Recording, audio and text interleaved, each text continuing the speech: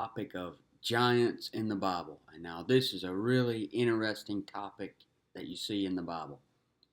And they're all throughout the Bible. This isn't just something that's here and there. I mean, it's in a good portion of the books of the Bible in the Old Testament. You see it in Genesis, Exodus, Leviticus, Numbers, Deuteronomy, Joshua, Psalms, First Samuel, Second Samuel. It's a big topic in there. And there's named giants in the Bible. Everybody knows about Goliath, right? Everybody knows about Goliath, but you've got these other ones: Ahaman, Anak, Lami, Saph, Sheshai, Og. You've got more than one named giant in the Bible, and the fact that the giants have names that were known by man shows that they got personal with men. Just like your giants in your life get very personal with you. And you're going to have giants in the Bible then they got their own cultures and ethnicities. The Anakims, the Emims, the Zamzumims, the Amorites. They had their own land that they took for themselves, called the land of the giants in the Bible. So it's a big topic in the Bible. It isn't just some weird thing. It's in there. The devil has made it seem like a fantasy type of thing, and the movies that got giants, he's turned it into something that seems like a fantasy. No, this was actual reality at one time. Now, let's look at them. Giants in the earth. The first time they show up is in Genesis chapter 6. And you look at Genesis chapter 6, and it says in verse 1, "And it came to pass, when men began to multiply on the face of the earth, and daughters were born unto them." So way back, when men began to multiply on the face of the earth and they had daughters, the sons of God saw them. And it says that the sons of God saw the daughters of men that they were fair, and they took them wives of all which they chose. So they were tempted by what they saw with their eyes. These sons of God, they're tempted by what they saw with their eyes, just like the devil tempted Eve by what she saw with her eyes. She saw that the tree was pleasant to the sight, and a tree to be desired to make one wise. And these sons of God saw these daughters of men that they were fair, and they thought that they were making a good decision by doing this act, coming down and taking them wives of all which they chose. And it says, "And the Lord said, My spirit shall not always strive with man, for that he also is flesh." Notice that phrasing, he also is flesh. So these sons of God had taken on flesh themselves, and the man was also flesh, yet his days should be 120 years. And it says, "There were giants in the earth in those days, and also after that." Now, the people that say that the giants did not come about through the sons of God taking the daughters of men, they say that there just happened to be giants on the earth in those days when the sons of God saw the daughters of men and took them as wives. They say that there just happened to be giants on the earth at that time. That's not what it says, though. Look what it says. It says, "There were giants in the earth in those days, and also after that, when the sons of God came in unto the daughters of men, and they bare children to them. The same became mighty men which were of old, men of renown." It's obviously telling you that these giants were a result of the sons of God coming in unto the daughters of men. And these giants became the mighty men which were of old, men of renown. Remember, this is Moses writing this thousands of years later, after this had taken place, and he's telling you that these giants were those mighty men that cultures and people had talked about. That there's some truth to it there, and that's where they came from. And see, the reason that this happened is because, you see, the devil was told in Genesis 3:15 that the Lord was going to bruise the seed of the serpent. He said he's going to. Let's look at Genesis 3:15. Let me show you. So let me show you real quick here. Genesis 3:15. It says, "And I will put enmity between thee and the woman, between thy seed and her seed. It shall bruise thy head, and thou shalt bruise his heel." So the seed of the woman is going to bruise the serpent's head. And so the devil wanted rid of that seed, right? He wanted rid of, of that seed. He didn't want it to show up. So what does he do? He begins to attack the seed. Genesis chapter 4, what happens? You got him moving Cain to murder Abel because he knew the seed's going to come through Abel. But then, the Lord steps in and he replaces Abel with Seth, right? So it's going to come through Seth. And the devil knows that if he can get these sons of God to come down and corrupt all the lines, corrupt the seed, then he can stop the promised seed from ever coming, and so that his head's not going to be bruised. So he moves the sons of God to come down and get with these daughters of men, but it doesn't work out. The Lord's just going to flood the whole thing out, right? And he's going to start over with Noah and his family, and Noah is said to be perfect in his generations. But we're talking about the giants here, and there's giants in the earth in those days, and also after that. So before the flood and after the flood, you got giants. And these sons of God are angels in the Old Testament. And Job 38:7, the Lord's talking about to Job when he laid the foundations of the earth. And he's talking about when he laid the foundations of the earth, that the morning stars sang together and all the sons of God shouted for joy. Showing you that the sons of God were here when God laid the foundation of the earth. And that couldn't have been Adam. It couldn't have been man, because there's already created when he creates Adam. Showing you that the sons of God are not just some type of godly line of Seth or whatnot, who they usually say that it is. They don't believe that the sons of God are angels. They say it's a godly line of Seth. But Job 38:7 shows you they were here when God was laying the foundation of the earth. And another place that'll show you that angel can be referred to as the son of God is Daniel 3:25. When the three Hebrew boys are put in the fiery furnace, and Nebuchadnezzar looks in there and he sees the fourth man in the fire, and he says, the form of the fourth is like the Son of God. And in Daniel 3:28, he calls it his angel. His angel. So connecting that phrase, Son of God, with angel, obviously it's Nebuchadnezzar saying it, but that just goes along with even back then they're seeing that Son of God and angel connected. So let's look at it real fast, and I'll show you. And in Daniel 3:25, it says, "He answered and said, Lo, I see 4 men loose walking in the midst of the fire, and they have no hurt. And the form of the fourth is like the Son of God." You see, obviously we know that's the Lord Jesus Christ, who's the Son of God. But look what else he says. "Then Nebuchadnezzar came near to the mouth of the burning fiery furnace, and spake and said, Shadrach, Meshach, and Abednego, you servants of the Most High God, come forth and come hither.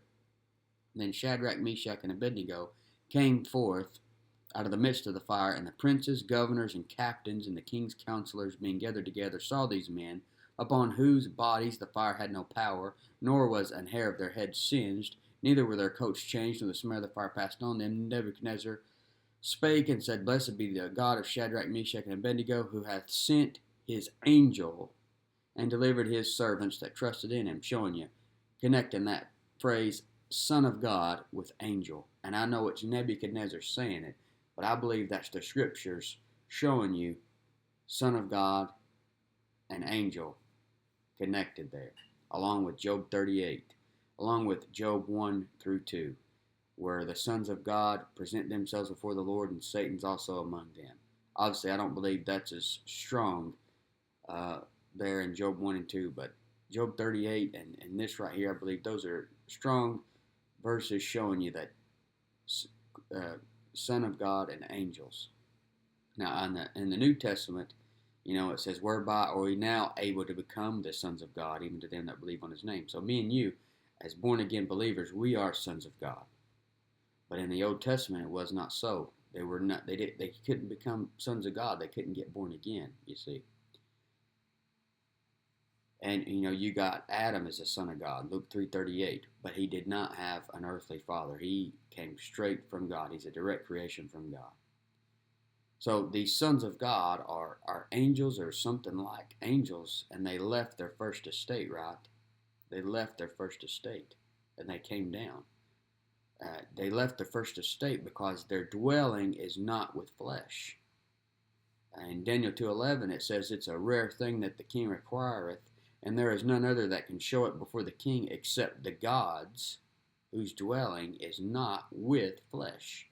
So their dwelling is not with flesh, but they left their own habitation and they came down and they took on flesh. Jude 1:6, "And the angels which kept not their first estate, but left their own habitation, he hath reserved an everlasting change under darkness, unto the judgment of the great day." See, they left their first estate, left their own habitation. And look at this, comparing it with Sodom and Gomorrah. Even as Sodom and Gomorrah and the cities about them in like manner, giving themselves over to fornication and going after strange flesh, are set forth for an example, suffering the vengeance of eternal fire. Back there, when you read of Sodom and Gomorrah, Genesis 19, those angels came down there to Sodom, and those men of Sodom were going after those angels. You see? I think that's significant that it's comparing that there. And then he got in 2 Peter, in the context of Noah and the flood, 2 Peter 2:4-6, "For if God spared not the angels that sinned, but cast them down to hell, and delivered them into chains of darkness to be reserved unto judgment, and spared not the old world, but saved Noah, the eighth person, a preacher of righteousness, bringing in the flood upon the world of the ungodly, and turning the cities of Sodom and Gomorrah into ashes, condemned them with an overthrow, making them an ensample unto those that after should live ungodly." So you got angels that sinned in context of Noah and the flood, and in context of Sodom and Gomorrah. So, and what do you have in Genesis 6? It's that the world's corrupt through these sons of God coming down to the daughters of men, producing giants, and God has to flood everything out in connection with the angels that sinned. Showing you most likely those sons of God back there in Genesis 6, those are angels coming down, getting with human women. That's where the giants come from. But moving on from that, let's talk about these giants. One of the reasons that God allows such a horrible thing as those giants showing up is so that he can show out. If God allows big problems in the life of man, it can show man how big God is. And throughout the Bible, what you're going to see is God using little, regular-sized men to kill giants, showing you it can't be these little people doing it. It's got to be the big God that's inside the little people doing it. And 1 Corinthians 1:27 says, "But God hath chosen the foolish things of the world to confound the wise, and God hath chosen the weak things of the world to confound the things which are mighty."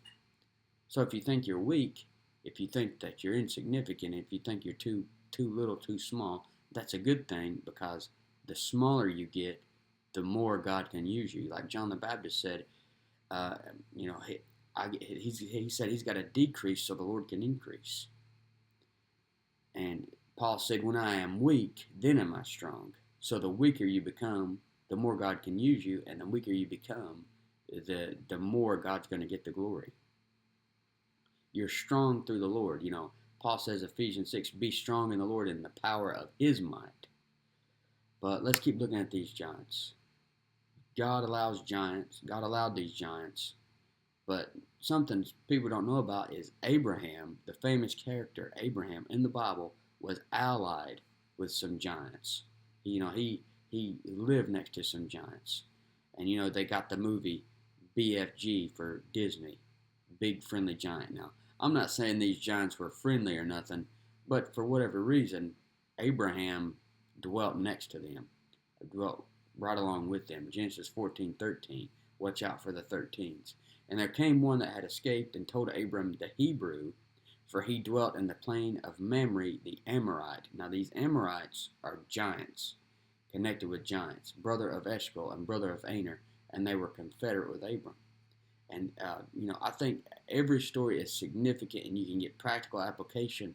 And I believe that every story in the Bible is actual history. It actually took place. And going beyond that, I believe every story has something for me and you to get something out of it. And when I read that and I think about it, that Abraham was kind of an ally with some giants, that shows you can see the giants in your life as a friend. In a sense, you can see them as a friend because you know why? They're making you better. Every giant that comes in your life is making you a better person. It's making you more of a warrior for God. And He's chosen you to be a soldier, right? It's making you more of a soldier. You know, Paul says, endure hardness as a good soldier of Jesus Christ. And without adversity and sorrow and sadness and pain in your life, you're never going to grow. And you know, like Paul was given a thorn in the flesh, right? 2 Corinthians 12:7 says, unless I should be exalted above measures through the abundance of the revelations, there was given to me a thorn in the flesh, the messenger of Satan to buffet me, lest I should be exalted above measure. In Ecclesiastes 7:2 it says it's better to go to the house of mourning than to go to the house of feasting. For that is the end of all men, and the living will lay it to his heart. See, it's better to go to the house of mourning because in mourning you're made better. In feasting, you're made worse. Anytime things are going easy, it may feel better for that time, but you're never made better when you're just feasting. You're made better through mourning. In Ecclesiastes 7:3, it says, sorrow is better than laughter, for by the sadness of the countenance, the heart is made better. Sorrow is better than laughter. In Romans 5:3-5, it says, and not only so, but we glory in tribulations also, knowing that tribulation worketh patience, and patience experience, and experience hope, and hope maketh not ashamed. So you're made better through tribulations. In James 1:2-3, it says, my brethren, count it all joy when you fall into diverse temptations, knowing this, that the trying of your faith worketh patience. So when your faith is tried, you're actually made better. So, you got giants in your life. You can overcome giants, and when you do, you're just made better. You're enduring hardness as a good soldier of Jesus Christ. Something else interesting in Genesis 14, people don't realize that there's giants in this chapter, but something else that I noticed is even the lost world overcomes giants. In Genesis 14, you got this wicked king, Chedorlaomer, however you want to pronounce that, Chedorlaomer. He is a lost king, obviously, and the kings that are with him, obviously, lost men, not good dudes. All these are bad guys. They're going to be against Abraham in the same chapter. But these lost kings who don't even have God, they got false gods, they smite these giant clans, the Rephaims, the Zuzims, the Emims, the Amorites. They come through and they kill all these giant clans. That shows you that even the lost world can overcome giants. And you see it all the time. You see people that don't even have God in their life. They're without hope and without God in the world. And yet, through their own willpower or whatever, they're overcoming giants. Now, obviously, God's allowing them to, but they got all this willpower to overcome giants. And that makes me think about myself. I see all these people that don't even have God, don't even acknowledge God, and they're overcoming these things. How much more should me and you, as saved people that have God inside us, we should have all this faith and be strong in the Lord and the power of His might and overcome our giants and not just wallow around in defeat. Because, I mean, we got God in us. We got Christ in you, the hope of glory, Colossians 1:27. And that's exactly what Abraham does. Not only do these lost kings, these lost armies here defeat the giants, Abraham comes and defeats these giant killers. He comes back and defeats those same armies that killed these giants. And the reason he does that is because they come and take his nephew Lot captive, and he has to go save Lot. So he defeats the same 5 kingdoms above that I just mentioned, who had taken out these giant clans. And the thing is, he does it with just 318 of his trained servants, showing you that God can take somebody like Abraham and just 318 servants and take out a bunch of armies that just killed giants. So that's an amazing thing. And like I said, these Amorites, They're described as giants in the Bible. Now let's look at the height of the giants in the Bible. In Amos 2:9 it says, "Yet this is the Lord talking, and He says, Yet destroyed I the Amorite before them." God showing you His superiority over everything that you think is superior. He shows you His superiority over that. He said, "Yet destroyed I the Amorite before them, whose height was like the height of the cedars, and he was strong as the oaks. Yet I destroyed his fruit from above, and his roots from beneath." So their height is like the cedars, that a huge tree. If these giants are just 6'9", 7 foot, that's not a height like a cedar. That's not that intimidating. I'm sure everybody listening to this has seen or knows somebody who's around that height. I've seen several people in my life who are really tall, close to 7 foot. And I mean, they're tall, but it's not that big of a deal. It's not that intimidating. For these warriors in the Bible to be intimidated, they're going to have to be very big. They're not just going to be intimidated by like a 7-footer. These are really big giants. And notice the Israelites see themselves as grasshoppers in their sight. When Israel was over in Egypt for 400 something years, and what the devil had been doing was, probably as soon as the Lord had promised all that great land to Abraham, obviously the devil, full of envy, once again, he's hating Abraham. He's hating the nation that's going to come from Abraham. So he's going to put all those wicked people and giants over there in the land to try to keep Israel out of the land, from going to possess the land. So he gets all these giants over there. And so when Israel goes in to possess the land, they see all these giants and they're intimidated by it. And it says in Numbers 13:29, "The Amalekites dwell in the land of the south, and the Hittites and the Jebusites and the Amorites dwell in the mountains, and the Canaanites dwell by the sea and by the coast of Jordan. And Caleb stilled the people before Moses and said, Let us go up at once and possess it, for we are well able to overcome it." That's Caleb's attitude toward going in there and killing these giants and possessing the land that belongs to him. But look at what the other men say. "But the men that went up with him said, We be not able to go up against the people, for they are stronger than we. And they brought up an evil report of the land which they had searched unto the children of Israel, saying, The land through which we have gone to search it, it is a land that eateth up the inhabitants thereof. And all the people that we saw in it are men of great stature." So they're all huge, all of them. It's not just one or two there that are giants. It's the men that are there are great stature. And look at that, they eat up the inhabitants thereof. These are godless people as well. And how intimidating. These aren't BFGs. These aren't big friendly giants, as they say. These are men of great stature, and they eat up the inhabitants thereof. They're cannibals, and they're extremely wicked people. Imagine what they would do to them if they caught them. Kill them, torture them, sacrifice them, eat them. No wonder they're so intimidated. But not Caleb. He knew he had a God in him that was able to overcome it. Look what they say about him. "And there we saw the giants, the sons of Anak, which come of the giants, and we were in our own sight as grasshoppers, and so we were in their sight." So you imagine you're a regular size looking guy, and you look down at a grasshopper, you're going to be, 5'8" to 6 feet taller than that grasshopper. So imagine the Israelites looking up to these giants, about 6 foot taller than them. So these giants probably 12, 13 feet tall.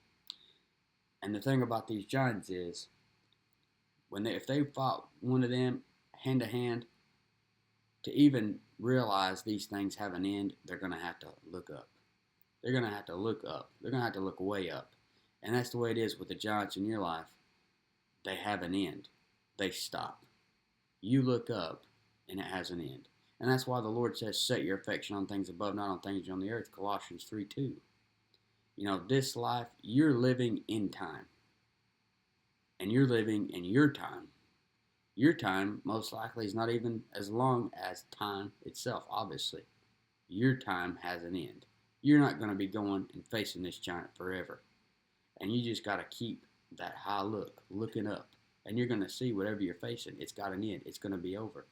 No matter any bad thing I'm going through, one of the greatest things you can do is think of, I have hope because this has an end. I have hope because I have God. And if you keep eternity in mind, then what you're facing isn't going to be nowhere near as overwhelming. But you see, the lost world, they can't look up and see that this has an end. To them, this is just, it's so much more devastating. They lose a loved one, and they don't have that hope of of seeing that person again. They look at that coffin and they're thinking, that's the last time I'm going to see this person. Not you. You have an hope. I'm going to see this person again.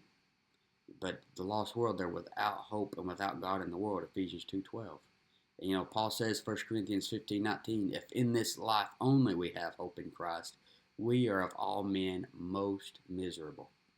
But no matter how high up the giant is, it's under the Lord's feet. And because the Lord, He's sitting at the right hand of the Father in heavenly places, far above all principality and power and might and dominion and every name that is named, even those named giants, not only in this world but also in that which is to come, and hath put all things under His feet. All them giants that was over their head is under the Lord's feet. But these giants, you got all these different giant cultures and tribes and ethnicities in the Bible. You got the Emims, Deuteronomy 2:10. The Emims dwelt therein in times past, a people great and many. There's a bunch of them. They got numbers. They're not just big, but there's a bunch of them. And tall as the Anakims, which were also accounted giants as the Anakims, but the Moabites call them Emims. And so the people would have names for them, Emims, and that means like terrors. I looked it up, and that means like a terror. So they strike terror in people, right? But over there in Peter's like, be not afraid of their terror. Don't be afraid of men and their terror. But because, you got the God on your side that's a terror. Paul says, 2 Corinthians 5:11, knowing therefore the terror of the Lord, we persuade men. And, the Lord Himself said, Matthew 10:28, and fear not them which kill the body, but are not able to kill the soul, but rather fear Him which is able to destroy both soul and body in hell. The Lord's the one you should fear. And the Lord, 2 Timothy 1:7, hath not given us the spirit of fear. But you see, the Lord leaves giants in your life so that you have an excuse to run to Him. He knows that they're going to freak you out, but He knows that you can run to Him. And that's your safety. That's your high tower. That's your safe place. It's like, I'm outside with the kids and a big dog comes chasing after them. Automatically, they turn around and start crying, running to me to save them. That gives you a good feeling because, that's your kid and they see you as the safe place, as the one that can take care of them. I think that's the way, even more so, God sees it when you run into these things in your life and you know that you can't do it on your own, so you run to Him. And in Him, you're not going to have the spirit of fear. So that's the Emims, the terrors. And then you got these other ones called Zamzamims. And, a lot of these, they got that's some funny sounding names, right? And that kind of reminds me of that, like the end of the Dr. Seuss book, whatever that thing was called. They ought to put Zamzamims there and put a big giant there or something. But in Deuteronomy 2:20, it says that also was accounted a land of giants. Giants dwelt therein in old time, and the Ammonites called them Zamzamims, a people great and many and tall as the Anakims. But the Lord destroyed them before them, and they succeeded them and dwelt in their land. So even these Ammonites, regular men, defeated these Zamzamims because the Lord did it for them. The Lord had to do it for them. But they called them Zamzamims, and I looked up what does that actually mean. And, I'm not a smart person, so I'm just taking whoever wrote this word for it. It means like a buzzing or the humming ones is what Zamzamims means. And it could have been because of how they spoke, their language that they spoke. Like it was just kind of like a humming, buzzing, nonsense sound. And that's pretty freaky if you think about it. So not only is there a bunch of many of these giants, but they're tall, and the way that they talk is pretty creepy too. And it's just like a nonsense type of talk. And I got to thinking about that, and I get to thinking about some of the giants in my life, and I'm thinking, why are they even giants? Because it's all a bunch of nonsense. Usually, the giants that show up in my life, it's nonsense, and it's light afflictions, as the Bible would call it. It's just nonsense that I even considered it a giant, because it was just a lightweight, light affliction thing. 2 Corinthians 4:17. But another reason that they could have had this nonsense talk or sound coming from their mouth is because their occult stuff they were involved in, like talking, having the familiar spirits and whatnot. Isaiah 8:19. People that have familiar spirits and wizards, they peep and mutter, talking to the dead and whatnot. That could have been another reason that they talked that way, if they did at all. I mean, that's just, the Bible doesn't say that about them. It's just something, speculation there, kind of interesting. But let's talk about some of these named giants. You got Og, king of Bashan. It says, "For only Og, king of Bashan, remained of the remnant of giants. Behold, his bedstead was a bedstead of iron. Is it not in Rabbah the children of Ammon? 9 cubits was the length thereof, and 4 cubits the breadth of it, after the cubit of a man." So check out this chart. Here's a regular sized guy like me, but then you got kind of like an NBA player's height.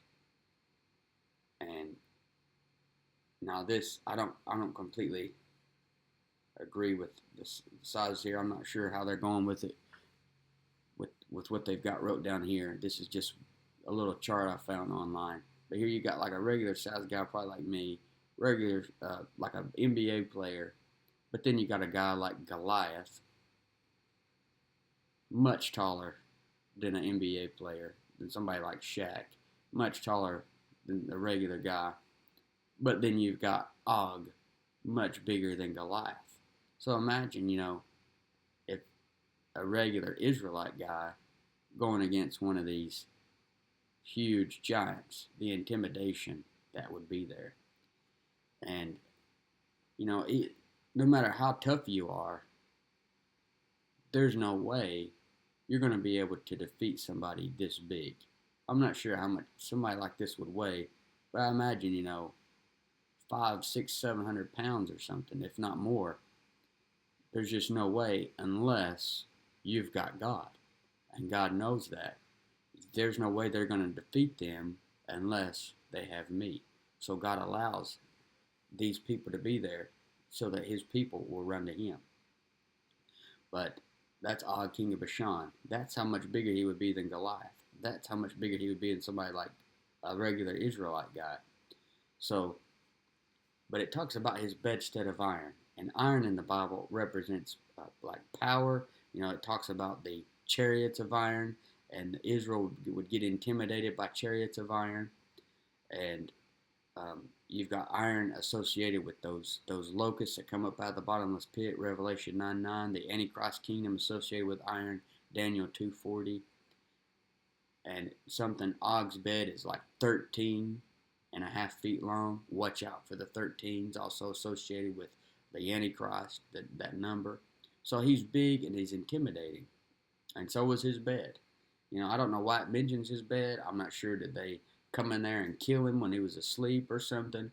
But, the fact that it mentions the size of his bed shows you that it's telling you this guy's huge. But another thing is, the fact that it mentions his bed also shows you something else. He goes to sleep. He has to go to sleep. It shows a weakness on your part. So your giant has a weakness. It's not God. Your giant goes to sleep. Your giant has an end. You have to realize that about the giants in your life. It's not invincible. It can be defeated. And it's got to go to sleep. There's going to be times where it's asleep and it's not as a problem, a big of a problem. And then there's times where it wakes up and it's a big problem, but it can be killed too. And it's the Lord that can kill it for you. And Psalm 121:4, talking about the Lord, it says, Behold, he that keepeth Israel shall neither slumber nor sleep. So the Lord does not sleep. These giants got to go to sleep. These giants die, and it's the Lord that can kill them. Psalm 136:18 through 21, it says, And slew famous kings, talking about the Lord. It's the Lord that kills them, for his mercy endureth forever. Sihon, king of the Amorites. Remember the Amorites, giants, for his mercy endureth forever. And Og, the king of Bashan, for his mercy endureth forever. And gave their land for an heritage, for his mercy endureth forever. He kills Og and gives the land to his people. It's the Lord that can defeat them, and it's the Lord that can defeat your giants. And it mentions the Anakim, Deuteronomy 128. Whither shall we go up? Our brethren have discouraged our hearts, saying, The people is greater and taller than we. The cities are great and walled up to heaven. And moreover, we have seen the sons of the Anakims there. So not only are they giants, but they got cities that are just got these walls around them that are up to heaven. And that's just like your giants. Because many times it seems like just to get rid of your giants, you got all this stuff around it that you got to go through first. And all this stuff to defeat your giant, it's going to affect all this other stuff around you. You got all this stuff surrounding it. Just to get to the giant, you got all these other obstacles to go through. But something else, the fact that they need walls shows that you can kill them. If they were just invincible and couldn't be affected by these little people that would come bother them, why did they even have walls? Why wouldn't they just say, we don't even need walls? We're that tough. The fact that they have walls shows that there's a weakness there. It shows that there's some fear on their own part. When Hezekiah goes up to fight king of Assyria, Sennacherib, or when he's being threatened by him and whatnot, he said, with the king of Assyria, he's got an arm of flesh, but with us is the Lord our God to help us and to fight our battles. And the people rested themselves upon the words of Hezekiah, 2 Chronicles 32:8. Those are powerful words. With the enemy, it's just an arm of flesh. With those giants, it's just an arm of flesh. But Israel had the Lord their God to fight their battles. And you see, the giants, they got an arm of flesh. You have the Lord. Your giants in this life are as strong as your flesh lets them be. And Numbers 13:22 through 24, it says, And they ascended by the south and came into Hebron, where Ahiman, Sheshai, and Talmai, the children of Anak, were. So there's just some named giants in the Bible. And it says, And they came into the brook Eshcol, and cut down from thence a branch with one cluster of grapes, and they bare it between two upon a staff. And they brought of the pomegranates and of the figs, and the place was called the brook Eshcol, because of the cluster of grapes which the children of Israel cut down from thence. So these place was so big, the people were so big, that the grapes there were somehow so big that they had to take two guys to carry it on a staff, just one cluster of grapes. So you can imagine, not only are the giants intimidating, they got these huge walls around about them. They sound intimidating because of their speech, and then even the stuff that they have is huge. Imagine a giant, he could just take one of these big grapes, throw it as hard as he could, and knock one of these Israelites down, you see. But look at this, those same guys, the children of Anak, you get over to Joshua 15:14, and Caleb, that's strong in the Lord. Caleb drove from thence the three sons of Anak, Sheshai and Ahiman and Talmai, the children of Anak. Caleb, a regular sized man and an old man at that. Caleb's name means like bold or brave. And it was the fact that God was with him that gave him this boldness and braveness. And he says in Joshua 14:8, Nevertheless, my brethren that went up with me made the heart of the people melt, but I wholly followed the Lord my God. He was strong in the Lord. And you can also have boldness in the Lord. You got boldness and access with with confidence by the faith in him. 1 Timothy 3:13 talks about great boldness in the faith which is in Christ Jesus. Acts 4:31, it says they spake the word of God with boldness. You can have boldness because of the Lord to face these giants. You get over in Joshua 11:21 through 22. In Joshua, they're just destroying everybody, all the enemies of God, giants. And at that time it came to pass, or it says, and at that time came Joshua and cut off the Anakims from the mountains, from Hebron, from Dever, from Anab, and from all the mountains of Judah, and from all the mountains of Israel. Joshua destroyed them utterly with their cities. There was none of the Anakims left, them giants, in the land of the children of Israel. Only in Gaza, in Gath, and in Ashdod there remained. Now in Gath, that's significant, so you remember that. But you got this guy named Arba, the father of Anak, that giant. Now Arba is actually never called a giant, and the theory is that Arba was the fallen angel, the son of God, that son of God that came down, or one of them, that fathered Anak, which was a first generation giant. Now Arba means four, and you got those. Theory is, which is just a theory that I heard somebody say, you got those four angels which are bound in the great river Euphrates. Maybe Arba, one of those angels, and maybe those sons of God, there was at least four of them, and that's the ones bound in the great river Euphrates, and those are the ones that got with the daughters of men. But you got this guy Arba, Joshua 14:15, and the name of Hebron was called Kirjath Arba, which Arba was a great man among the Anakims, and the land had rest from war. Notice it didn't call him a giant. Maybe he was that son of God, where a lot of the giants came from. It says in Joshua 15:13, unto Caleb the son of Jephunneh he gave a part among the children of Judah, according to the commandment of the Lord to Joshua, even the city of Arba, the father of Anak, which city is Hebron. And Joshua 21:11, and they gave them the city of Arba, the father of Anak, which city is Hebron, in the hill country of Judah, with the suburbs thereof round about. So this guy Arba is the father of that first generation giant Anak. But remember, they drove out. There was none of the Anakims left, only in Gaza, in Gath. And guess what? That's where Goliath was from. And Goliath, the most well-known giant in the Bible, the only giants left that Joshua didn't destroy ended up in Gath and Ashdod. Gath is where Goliath is from. So let's look at Goliath. His name itself means soothsayer. And, the name gives itself away. He's of the devil, because soothsayers in the Bible are linked with unclean spirits, with the devil. And, your giant, you think about the name soothsayer, the giant in your life probably tells you your future, according to him, is that you're going to be defeated by him. And that's what a soothsayer does. They claim to predict the future.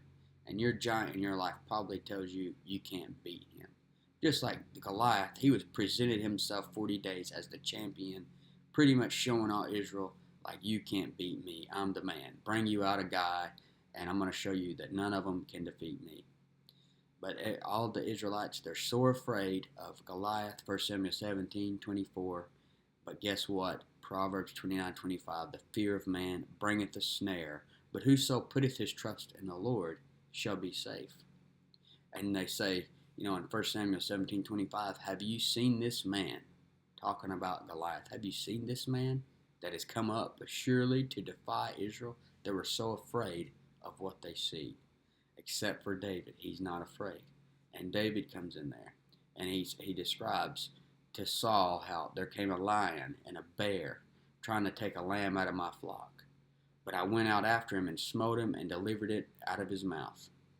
And he pretty much tells him the same way that I killed the lion and the bear, the Lord's going to deliver me out of the hands of this Philistine that's defying the armies of the living God. And Goliath is a picture of the Antichrist. And notice that David mentions a lion and a bear. You get over to Revelation 13, what's that Antichrist associated with? A lion and a bear. You got Goliath here. His height is 6 cubits in the span. His spear's head weighs 600 shekels. And he's got 6 pieces of armor. He's associated with 666. His name means soothsayer. One with a shield goes before him, picturing the false prophet that goes before the Antichrist, you see.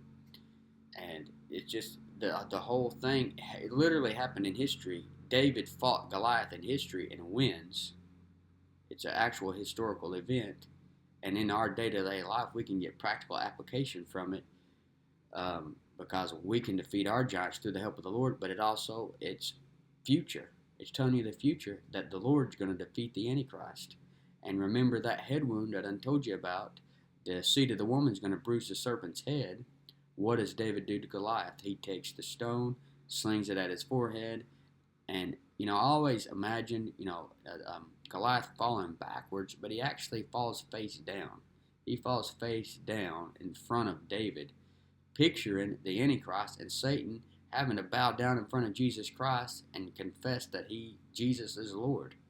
Every knee shall bow and every tongue shall confess that Jesus Christ is Lord. And it's out, the Goliath cursed David by his gods, his little g gods.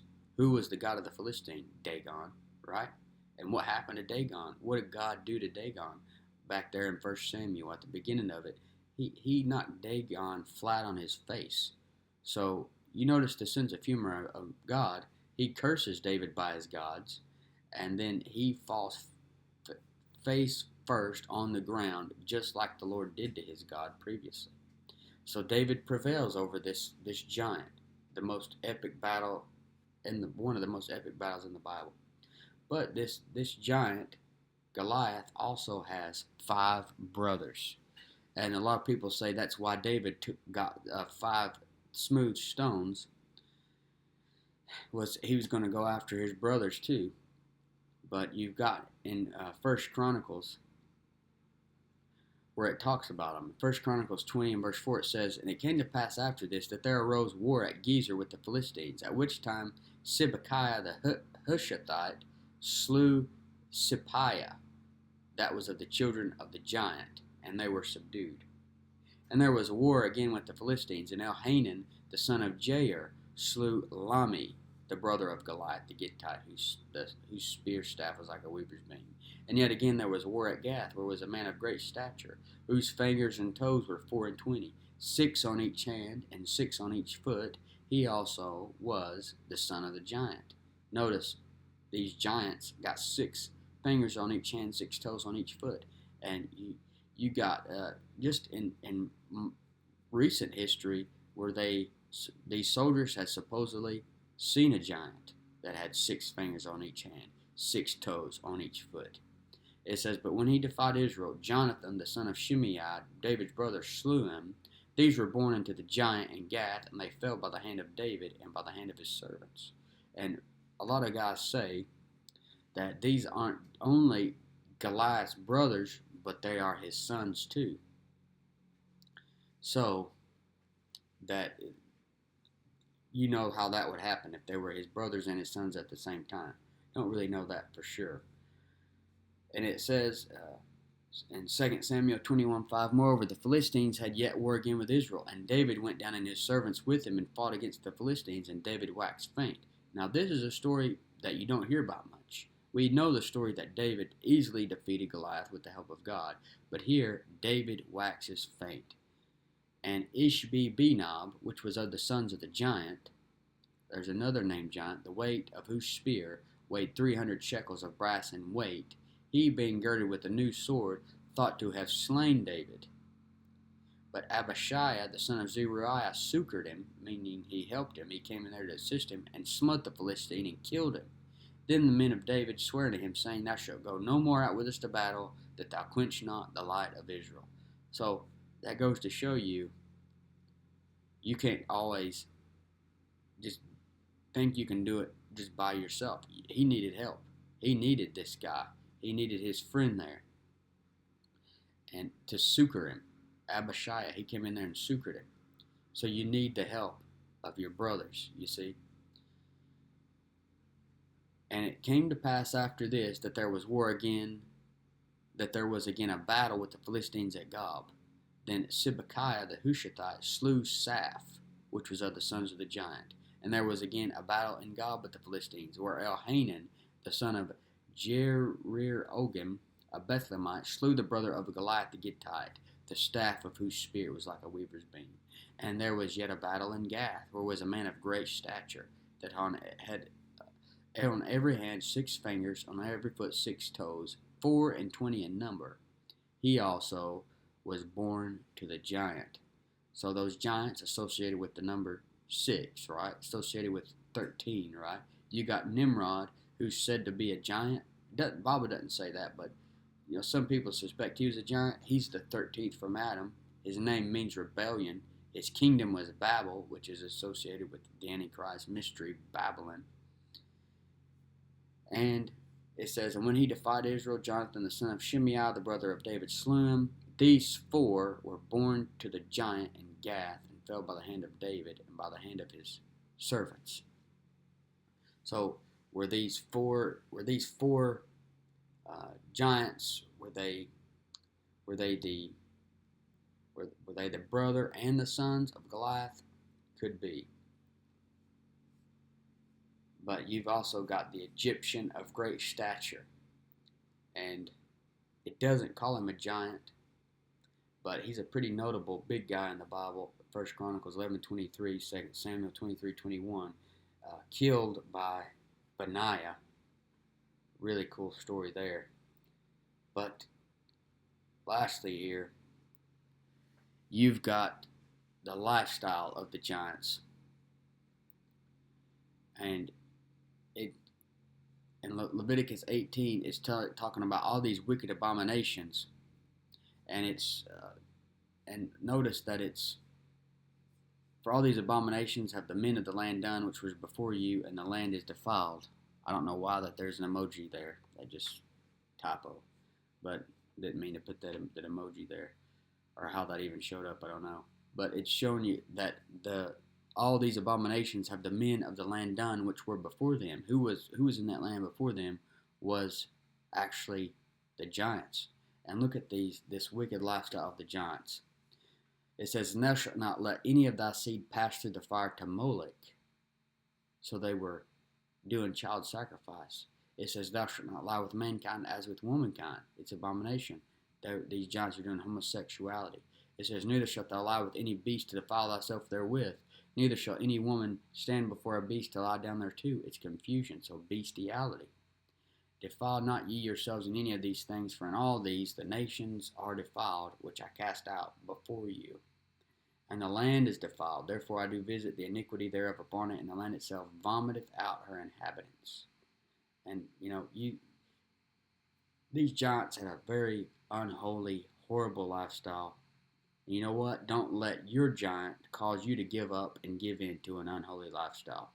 Because while troubles can make you better, for some people, it makes them give up and go down an easier road of living for the flesh. And you know what Romans 8:13 says? It says, "For if ye live after the flesh, ye shall die." And that's like it's like you're letting the giant in your life get the best of you, instead of it making you better.